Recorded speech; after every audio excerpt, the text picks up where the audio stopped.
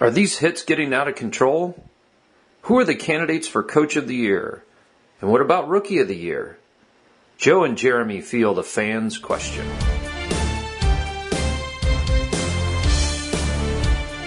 Throw it. All right, welcome back to another exciting episode of Tuesday Morning Quarterback. We've had a lot of great games today, and so far we've been talking about the illegal hits and all the fines that are coming for the big hits in the league.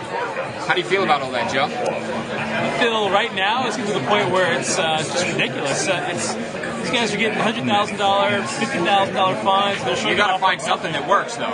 Yeah, I mean, suspensions are definitely, I think that's where it's at. You think a suspension is more important than a fine? Well, I think suspension is a bigger deterrent than a fine. Absolutely. I mean, they want to be out there. They want to be making the hits. I think that Harrison would gladly pay $15,000 a game to be able to hit a quarterback any way that he wants to. Right, and it's also a violent sport. I mean, let's face the facts. We do watch football to see some of these hits. Yeah, it's a violent game. That's what it's all about. But if you're going out there to deliberately hit people, and if you know what the rules are, and you know you're not supposed to hit them, spear them in the head. I mean, look at what happened to Colt McCoy. He got knocked the fuck out.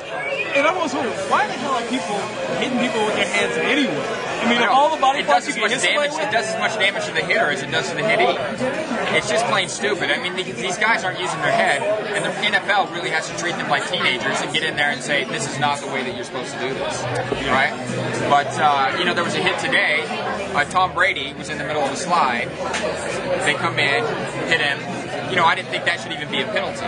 You know what I mean? So there is some balance there. You got to find where that is. But overall, I think that the rules are what the rules are. The players know what the rules are. And if they're breaking them, they deserve the fines. And if they continue to break them, they deserve the suspensions. And Tom Brady deserves some more hits. Tom Brady deserves to get hit, right? But, he's playing really well.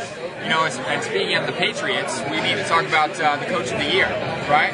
You think Belichick's up there for Coach of the Year? He's winning games. He's winning games. They got one of the worst defenses in the league, maybe the worst defense in the league, and they're still 11-3 after today. There's plenty of other teams winning games. You know what I mean? Plenty of other teams winning games. There's plenty of other teams winning games that don't have maybe as high potent of an offense as the Patriots did. And the Patriots came out of the games expected. So, do you think Mike McCarthy's up there for Coach of the Year? I would say this. I would say folks like Jim Harbaugh, who you didn't see coming, probably have he's a better candidate for Coach of the Year, in my opinion, because who would have picked Jim Harbaugh to come in his first year and basically do what he's done? I mean, he might have had a heartbreaking loss, a division loss today, but I think Jim Harbaugh is my candidate for Coach of the Year. He's doing great things with Mike Singletary's team. I mean, it's basically the same team that they had last year, right? But they're winning a lot more games. That's what I'm saying. That's what I'm saying. He's got the same team that Mike Singletary had, but he's winning a lot more games. I think Jim Harbaugh's definitely up there. Halfway through the season, I would have said Jim Schwartz, which you had the whole Harbaugh-Schwartz confrontation, right? But, I think that probably, in my opinion, Harbaugh is the front runner. Right? And the guy that, obviously is the most low-key is Mike McCarthy of the Green Bay Packers. He's very laid back. He kind of just lets the players go out there and speak for themselves. And I think Belichick is the same way.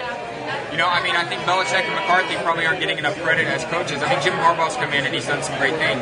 But I think winning games is ultimately what's most important. And I don't know if the 49ers are going to make it to the NFC Championship game. You know what I mean? So I think you got to wait and kind of see who goes deepest.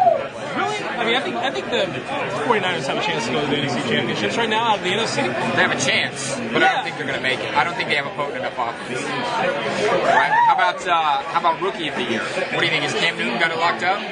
I would say Cam Newton just out of pure athleticism, but honestly, I'm going to give it to players that actually play more of a difference in terms of how they help their team to win. And I would say Andy Dalton and Von Miller are both better than Cam Newton. Not better than Cam Newton. Are they doing more for their team? They're doing more for their team than Cam Newton in terms of both of those teams and winning records. I would say Andy Dalton definitely is probably doing more for his team than Cam Newton is, in as much as they're winning games. You know what I mean?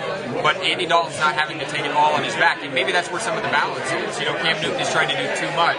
It's like when you watch Kobe Bryant and the Lakers. The more points Kobe scores, the less likely the Lakers are to win. Well, I'm not going to give Cam Newton any. I don't think there's anything wrong with him trying to do too much.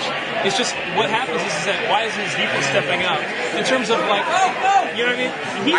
I think you're right about Von Miller. The thing about like Dalton and Von Miller, like the rest of the team, how they're playing around these guys. Right. Like Cam Newton, the only person in my opinion that's really benefiting is Steve Smith. All right, so Cam Newton, Andy Dalton, and Von Miller are the front runners for Rookie of the Year, right? Right. we also have a fan-submitted question this week. Let's take a look at that. So I think everybody's got a pretty good handle on who your number 1 teams are. But what about your number 2?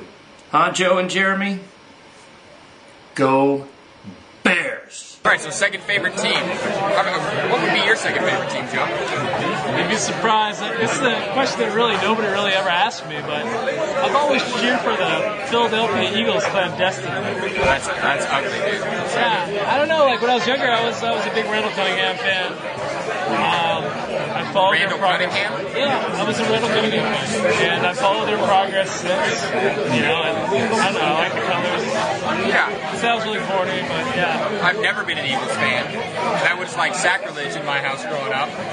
My mom used to cheer for the Redskins just to piss my dad off. You know, so it was Cowboys or nothing in my house. But I'd say if I had to have a second favorite team, it'd probably be the New England Patriots. And it's really a silly reason is that when I was in middle school, we had these collectible pencils that came out of a coin-operated machine in the cafeteria, and they became like this hot commodity around the school. Like all the guys were trading them, this and that, whatever. Of course, I had my Cowboys pencils, but I also had what I thought was the coolest looking pencil, because the colors were white and red and blue, you know, was the New England Patriots. So ever since I've had that pencil, and I refused to trade it to anybody. People were asking for it, and I was like, no, that's my pencil. But I refused to trade it to anybody, and ever since then, and following Tom Brady and the whole story of him coming in after what's his name went down, Bledsoe went down, and 3 Super Bowls. They should have 5 Super Bowls already, in my opinion. But I would have to say my second favorite team is the New England Patriots. That's like on my list of teams that I really can't stand. Yeah. It's a love them or hate them sort of thing, just like the Cowboys. Raiders is number 1, just hands down. Raiders. Yeah. Patriots is definitely on that list. All right, so we're going to get back to watching some football. We got 1 more quarter left in the Cowboys-Giants game, and I'm expecting the Cowboys to pull it out. So we'll see you next week. I've been Jeremy. I'm Joe. It's Tuesday Morning Quarterback.